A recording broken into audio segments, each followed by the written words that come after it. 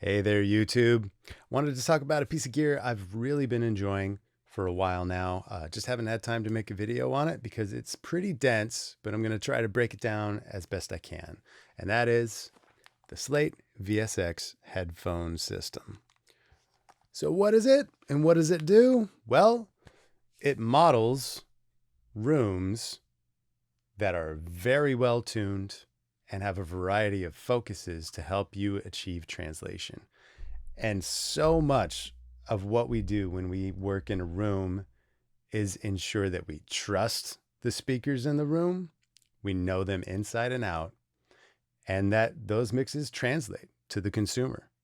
You know, if you haven't done those two things, then while you work, you can't trust your EQ, layering, any decisions you make because you just won't hear them. If your speakers won't reproduce them, you can't trust them. And on top of that, if you can't trust it and you deliver something the consumer can't hear or sounds bad to the consumer, you haven't really done your job. You know, this isn't for other people that just have $40,000 pairs of speakers. You have to make music that translates. That's it. And you have to make assets and game audio that translates. And this is a wonderful system in doing that. That can be very cheap. It's $300 for the pair, and I think it's $450 with every model, but you don't need every room. So what does it do? Well, here are the rooms it models, and it's a wide variety. If you get the Platinum, you know, it's a variety of mix rooms, one mastering studio, each having different focus on their linearity and the transients of them, and the width of them and the sub of them. I think they're all useful. I'll go over my top 5 in a bit. They also have cars, 3 different cars, one with a lot of sub, one with a regular sort of sound, and then Mercedes. The Mercedes SUV is my favorite. An audiophile room that's more of a home speakers against a wall flat that isn't 60 degrees, you know, studio style. Club to check your club tracks, cell phone to check the ever important consumer iPhone fidelity. So say you're working on a mobile game and you want to hear if your assets or your music translates on that. That can usually be a pain, or you have to get an external thing and then Bluetooth it over, or an app that you can use VST, but this just does it here. You don't have to do any of that. You can just hear it and bounce back and forth between a room and that right here. Boombox, and then $6,000 of headphones that most of us tend to use. You know, I know a lot of people with the Beyer 1770s and the 770s and the Sennheiser 650s, 800s, LCD 2.4, ATH M50, and linear, which I'm going to touch on, is an actual linear sound.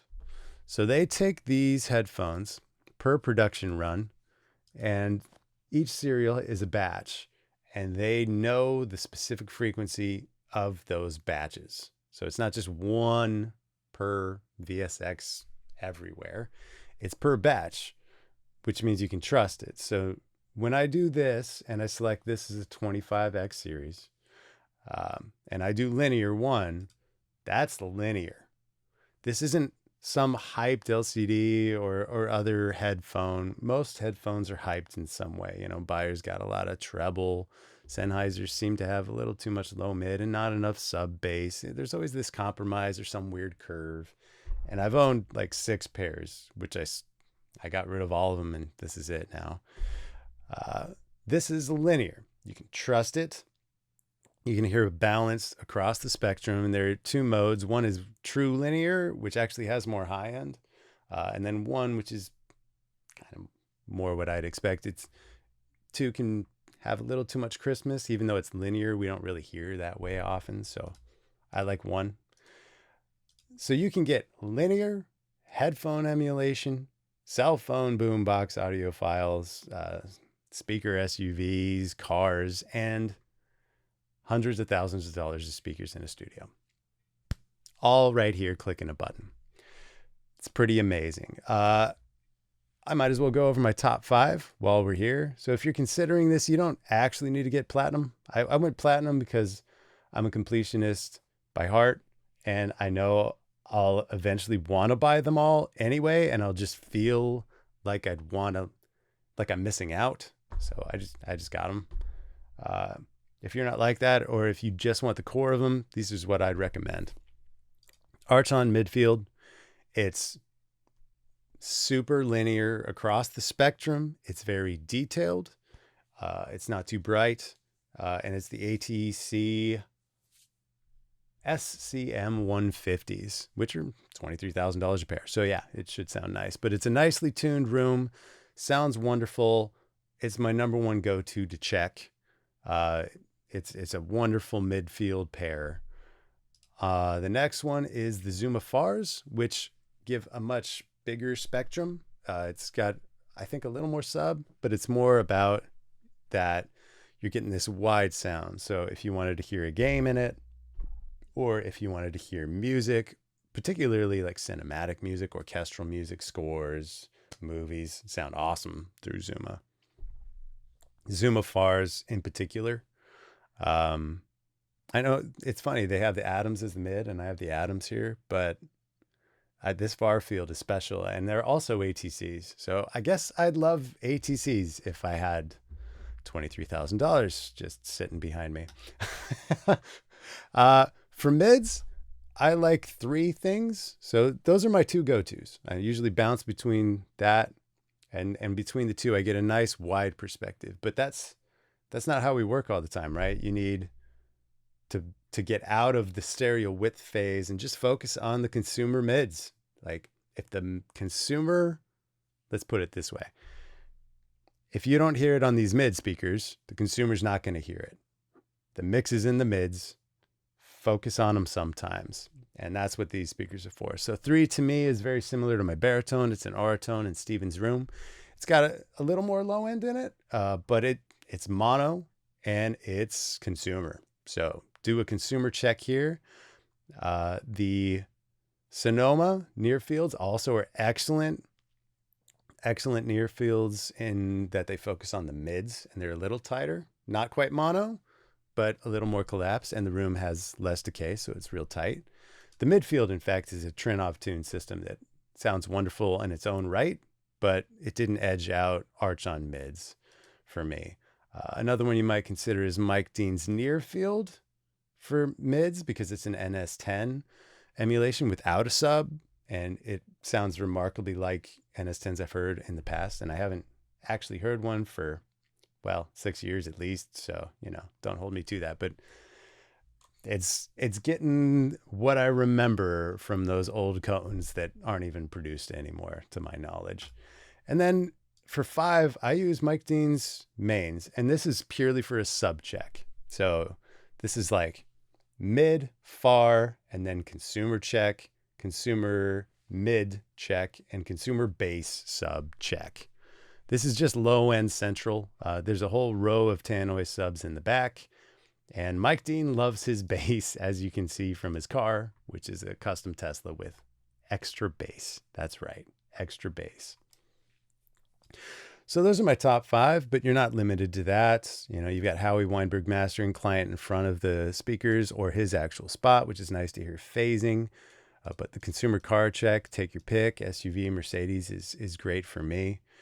And, pick your top 5 and listen. So what do you do when you get these? I would say alignment is the first thing you want to do. You want to find the center of this driver, and that's almost exactly in alignment with this piece right here. So you can see this piece right here. The bottom of that is in alignment with that driver. So you kind of want to just basically put your finger right there, align it with your ear hole, right in the canal. Find out how many clicks that is and do it on the same side so it's equal clicks on each side. I'm 6 clicks. You got to know that. That should be directly in your eardrum. That shouldn't, if it's too high, you might get too much high end. It might feel too crisp. It might sound weird. Remember, this is, there's a lot going on in this. psychoacoustically to make it sound like you're in these rooms. So you want to get that right. Get that right first. I would say calibrate it. I don't think everybody will, but I'm playing minus 20 dB FS RMS uncorrelated pink noise. And to calibrate, I'm doing the same calibration as my room. I'm in a small room here and I'm doing game audio work.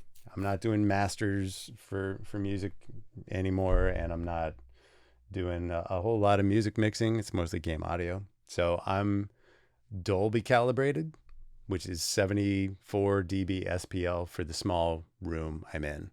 So, measure your room, look up Dolby standards, figure out what you should be calibrated to. Most of you probably already are.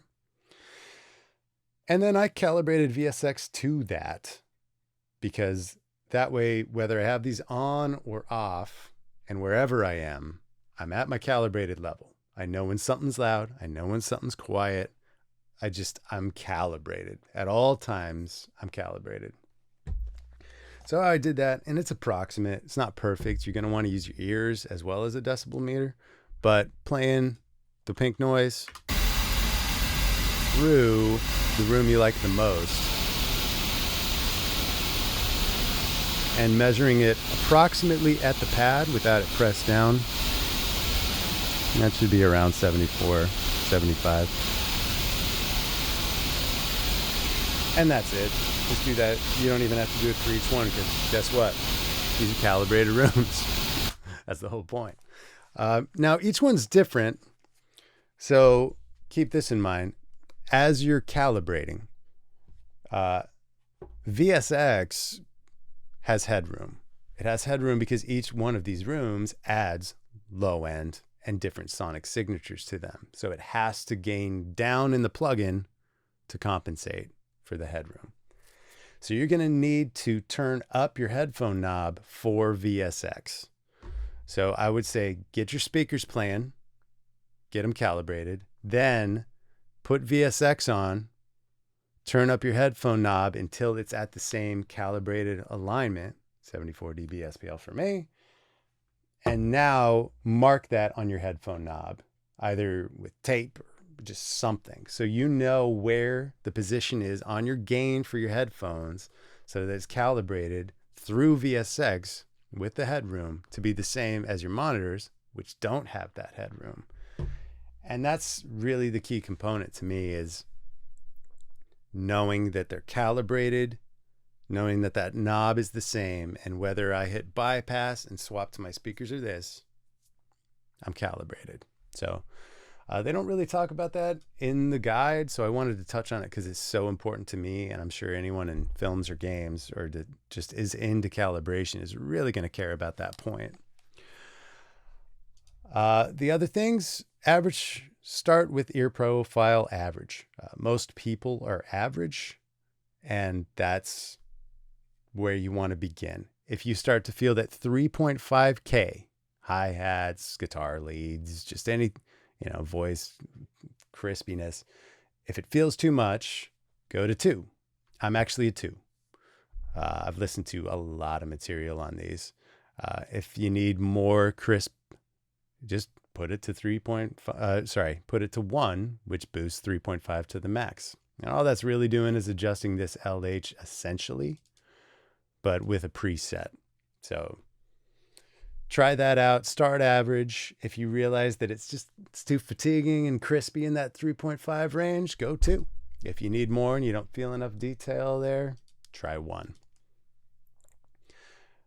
And I think it's about time for a demo. So that's the gist of it. That's my top 5. That's why I like them. There's one more thing. Not only do these work anywhere, say on a plane or someone else's studio or just in the living room, checking a mix or just listening for fun, they also make a sweet spot anywhere in your room. And that's really difficult to do. We've got these 30-degree monitors that take a long time to get perfectly positioned in your space, particularly in a small room like I've got. I've got the room tuned specifically around it, bass traps, tri-corners all the way to the ceiling behind you, panel, well spaced, well tuned, which means if I scoot back this far on my speakers, I'm out of the sweet spot. I can't trust it anymore. Goes back to the trust. But these, I can pull this keyboard out, I can compose, write, tweak away, I can go to the modular, I can go play some keys, and it's always in the sweet spot. And that's invaluable, let alone being able to work at night without keeping anybody up if you're working from home. So keep that in mind. Just that alone is really nice to have and to be able to trust it anywhere in the room. So without further ado, I'm going to go ahead and leave it on average, and it's time to put on your headphones.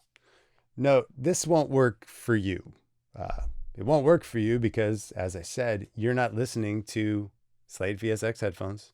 You're not listening to the serial that's calibrated, that makes it linear, that means you can trust this. So the only reason I'm playing something through this is so that you can hear the idea of it. So get your best pair of headphones and know that this won't be as accurate as it's going to be on the VSX with the calibrated headphone serial number. It's impossible. That's why the system's so great and better than SonarWorks, in my opinion, because it is trusted. But at least you can hear sort of the idea of what it's doing with the rooms, how they're different, how it collapses, and you might be able to just see how that's useful.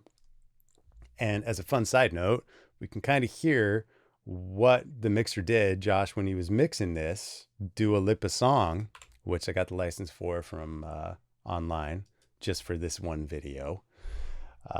He was mixing on the STCs and he was mixing on the NS10s on the side. And so on the Mike Dean Studio near field, we can hear the NS10s or the NRGs, but they have a sub. So Mike Dean's NS10s and Archon STCs or Zuma FAR STCs is going to be similar to what he was hearing while he was mixing it.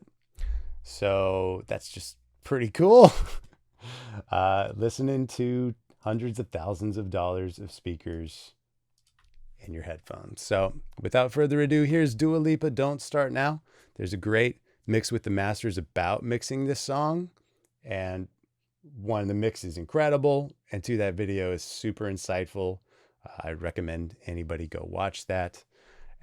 Here we go. I'm just going to cycle through a bunch of these as it's playing and mute my mic so you don't hear me clicking around.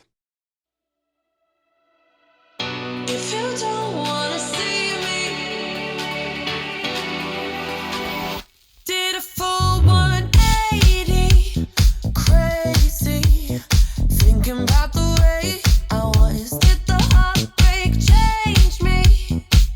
Maybe, but look at where I ended up. I'm all good already, so moved on. It's scary. I'm not where you left me at all. So if you don't wanna see me dancing with somebody, if you wanna believe that anything could stop me, don't show up, don't come out, don't start caring about me now. Walk away, you know how. Don't start caring about me now. Aren't you the guy who tried to hurt me with the word goodbye? Though it took some time to survive you, I'm better on the other side. I'm all good already, so moved on. It's scary. I'm not where you left me at all. So if you don't wanna see me dancing with somebody, if you wanna believe that anything could stop me, don't show up, don't come out, don't start caring about me now. Walk away, you know how.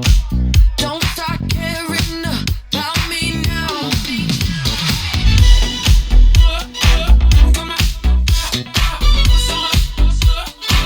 Don't start caring.